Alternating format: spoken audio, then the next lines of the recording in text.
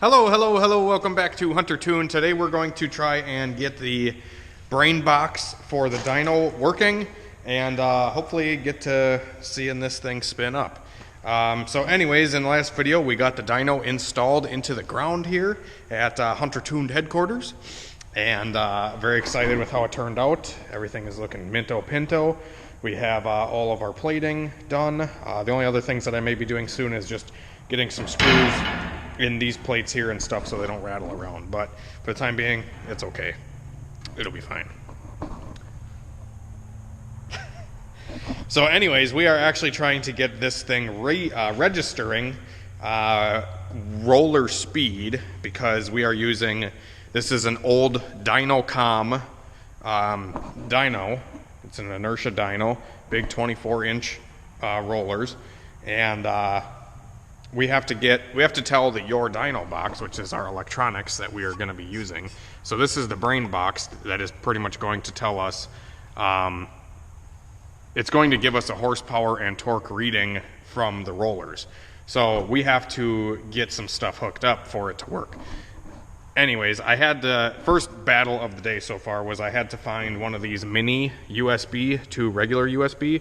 Mini USB is like extinct. Like, you can't find it anywhere. Walmart by me did not have it by itself. It only had one of them like 4 pod things where, like, you know, it has mini, micro, lightning, type C, all of them on one, which I didn't want. And anyways, I ended up finding one at Fleet Farm. So we had to get a cord to go from the computer to the box here, the YourDyno box, and now that it's plugged in, we have the software pulled up and everything like that. And the only other thing we are going to need to get this dyno operating is we need an RPM, a roller speed going into this, so the dyno box knows how fast the rollers are spinning. And how we are doing so is I have a Honda D16 Y8 cranks or cam gear welded onto the end of the roller shaft here. So you guys can see, hang on.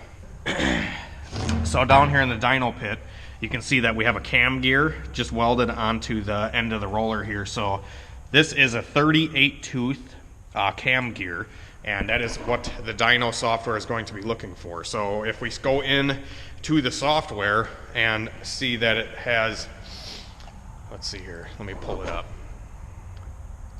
So if we go under run, new run, we can actually go to the RPM setup. So right here is RPM setup. And you can see here, RPM 1 input. RPM 1 input. This wire right here is going to go down to that crank sensor that is hooked up to that cam gear. Not hooked up, but it's a Hall effect sensor, so it sits about a paper length or 2 away from the teeth of the gear. So that's where we're getting our input from. And then pulses per revolution are going to be how many teeth are on the gear itself. So we had to just count all the teeth on the cam gear, and it turns out it's a 38 tooth gear. So we just put 38 pulses per revolution there and then hit OK. And now we just had to run the wiring, because when we first got this YourDyno box, all the wiring was good, but I had to extend some of it. And when I extended them, it worked fine at the old shop, but then we dragged the old dyno over here and we fucked up the wiring pretty bad. So I'm just I did it.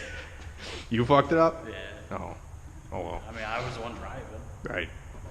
Yeah, I guess you don't drag a dyno through the dirt, especially with wiring hanging underneath it. Right, especially when you got wiring hanging underneath it and C channels on the bottom. Right. So that's kind of how the wiring got messed up. Just we had to do what we had to do to get it out of the old shop, plain and simple.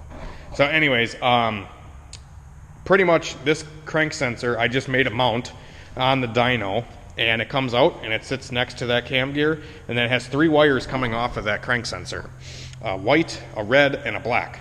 So at the box there is a 4-wire pin. So one of the wires is a shield wire, which is pretty much just to keep noise out, which you have to have a shielded harness for that to even come into play, which this little chunk of wiring here that I have from the original YourDyno wiring is shielded. So I'm going to use this chunk for up here. And then we have brown, blue, and yellow, and whatever. So those are the wires. It doesn't matter the coloring, but 0 volt is going to be the ground, the black wire. The signal is going to be the white wire, and the V plus is going to be the red wire. So we just wire it accordingly, and we just have some random wires here. I'm going to tie all this up and put a harness in there and stuff like that, or just tape it up so it's not all crazy looking here. Fix the wiring up, and then once it's wired to the box, we will pick up and show you some more. All right, guys, so it is the next day. We got a lot more done on the dyno, and we got the plates screwed down here so we can step on this and it's not going to tip in. I don't really know where we left off yesterday. We had shown you the cam gear set up on here. Spoiler alert, we've already done some runs on the dyno. But anyways, we did get the moment of inertia set up on the dyno, and I don't know if it's accurate or not. I'm just going off of what the side of the unit said. We may have to... Which should be the most accurate thing, because this is the horsepower that this dyno is. Right, right. Because this is exactly the moment of inertia of this dyno. Yeah. Anyways, so we got this hooked up, and we got some D-hooks in the ground, and we got the truck strapped down on the dyno. This is the auction truck that I bought and showed you guys a few videos ago. And yeah, we're just playing around with it. I'm just doing second gear pulls on this thing because I don't have the HP tuner cable here to turn the speed limiter off. So second gear is all I can run on this truck. So we're just getting everything set up on second gear. The only thing is the mile per hour is off. We're trying to figure that out a little bit because the mile per hour on the screen here is not the mile per hour that is on the dyno.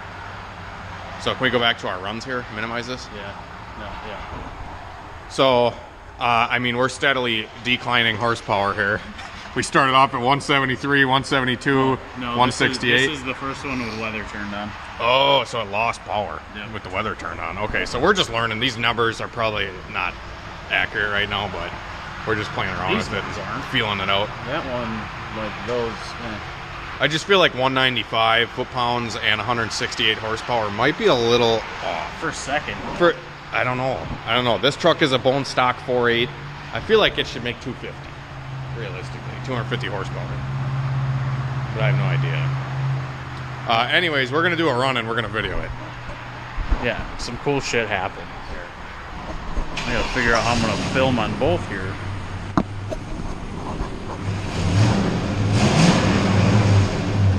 I'm good whenever.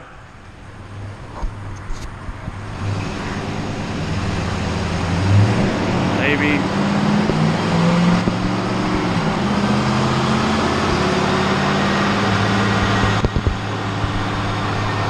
Hold on there, guys. There we go,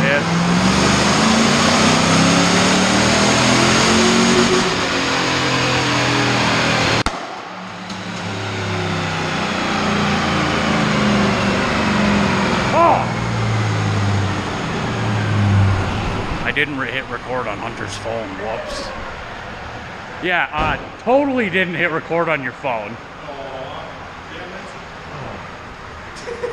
Jesus. Yeah, this thing, like, I don't know, it misfires and shit, so it's got that Honda Tuning Suite tune in it. Right. For sure. Bah! Did you actually record that one? Yeah. Oh, you did? Because I mean, they're all pretty consistent. Right. Numbers, so that's pretty good. That's good, at least, that we're getting consistent readings. But nonetheless, we are, yeah, it's not, I don't know if the numbers are accurate yet. We'll see. We're still playing around, guys. We just got this thing running. I had to show you something and show you some video. The load seems accurate. What I actually want to do is I actually want to take this truck on the street whenever it's not raining, and I'm going to do that same exact second gear pull on the street and see how long it takes. And then see how long it takes on the roller, because that would determine if we have more load or less load than the street. I'm assuming it's going to be maybe a little bit less load than the street, but I'm not 100% sure. So that's another test that I do want to do on this thing. Are you down for one more or no? Yeah. Okay. We're going to do one more rip, and yeah, this is cool. We got the dyno working, and Beforehand, dude, I could never do a pull on a V8 truck with the other one. It'd just wing it up. It would just wing it up. But does the pull sound like accurate? Like it's especially for second gear. Right. You know what I mean? If this was third gear, it'd be right.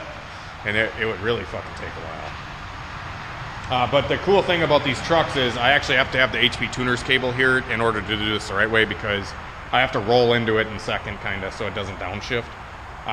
With HP, you can lock it in. And HP tuners, you can actually lock it into third gear or lock it into second gear so it doesn't downshift.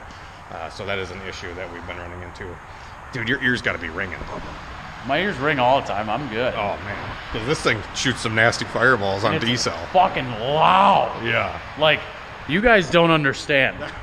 I'm standing directly in line with the tailpipe. Yeah. At the computer. Loud. All right, you want to film with my phone? Sure. Please? Yes, sir. Oh, dude. Hold on a minute. You're going to send it in there? Yeah. You should set it back here. Or whatever. You know what I mean? Yeah, I just need something to...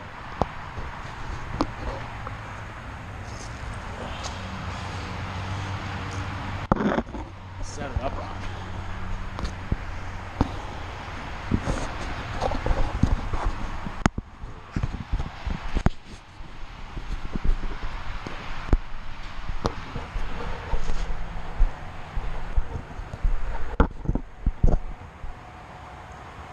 It should be pretty good, as long as it doesn't fall.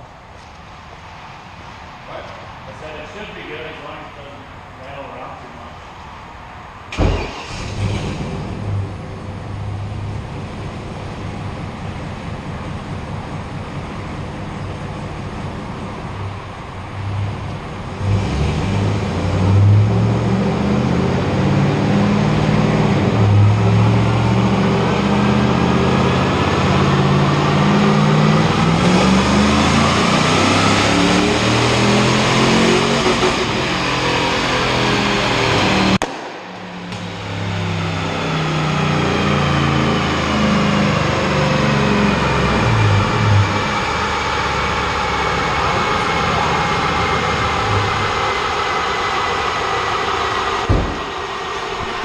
I don't know if you guys can see that, but it's pretty wet. Was that a lit one? Yeah. All right, guys, so it's a day later now. We actually played with the dyno yesterday and the day before. We got it all working, and we actually tested our first vehicle. On the dyno, we took the auction Silverado and put that thing on there. It laid down like 240 foot-pounds of torque and like 190 horsepower. Seems pretty accurate number-wise, just because that truck's, you know, it's got some misfires, and it isn't the best running vehicle, but nonetheless, the dyno does work. It loads the truck pretty well, and I can't wait to put some more stuff on it. Thank you again all for all the support, and just following along with my journey. The last couple years here on YouTube have been a blessing for sure, and I feel like I've come quite a ways in myself personally and just growing as a person. It's crazy.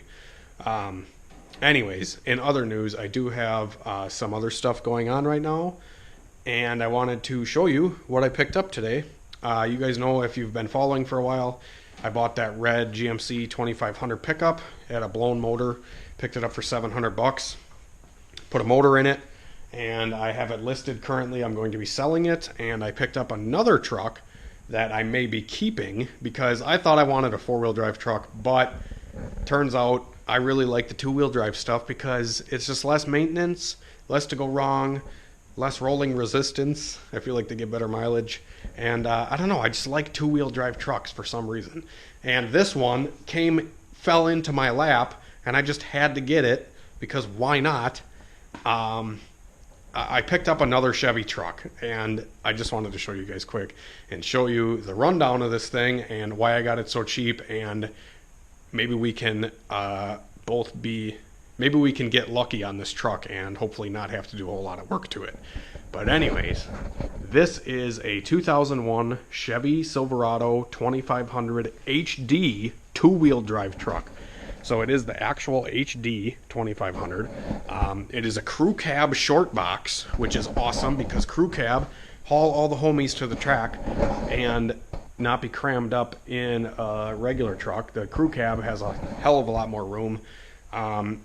Something about the Chevys I really like, but it is really cool too because, like I said, this truck's a HD, so it has the big, you know, diesel style hood on it where it's got these big, I don't know if you call these louvers or, you know, the raised hood. I really like that about this thing. It's got a 6-liter. It's got brand new alternator on it, water pump, battery, all that kind of maintenance stuff going on with it. It runs good. Needs a couple little things tune-up wise.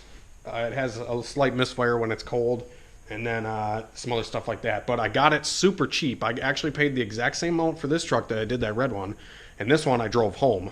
But it has not motor issues, but it has transmission issues. So I got this truck for really cheap.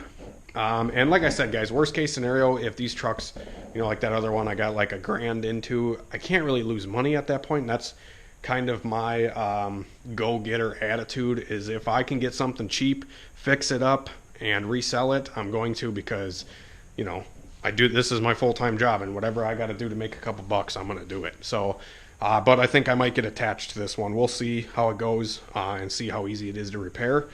But I got this truck super cheap, transmission slips, and I actually, when I took a look at it, there was no transmission fluid on the dipstick when it was off, cold. So this truck was sitting overnight. I checked the transmission fluid. There's nothing on the stick when it's not running. So that means it's really low, because usually the level should actually read higher when the truck is off versus when it's running. When it's running, all the transmission fluids runs around inside the transmission, which lowers the level in the pan, in turn lowering the levels. So that's why you're supposed to check it when it's running. So when it's off, there's nothing on the stick. So this thing's gotta be at least like a gallon low on transmission fluid. So it does slip. So I'm hoping just putting some tranny fluid in this thing will give us some results. So I would show you guys what it does right now, but I honestly don't even want to drive it until I put some fluid in it, because it's so low that the clutches are squealing. You can hear them. When you take off from a stoplight, you can hear the clutch packs engage and squeal when they engage. So that just tells me this thing's really low on fluid. So let's hope and pray that we put some fluid in it and it's a rock solid tow rig. Obviously, I don't really plan on the transmission lasting forever, because when you run them low, you burn them up usually.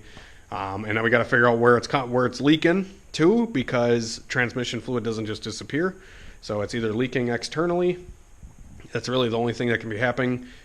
Sometimes you can burn up the fluid a little bit inside the tranny, but like I said, we're going to try to put some fluid in this thing quick. I'm going to give you guys an update on this thing and maybe show you around it a little bit. But yeah. Alright guys, so I just got put a whole gallon of transmission fluid in the truck, and it is up to the level where it needs to be after 4 quarts. So it definitely was very low.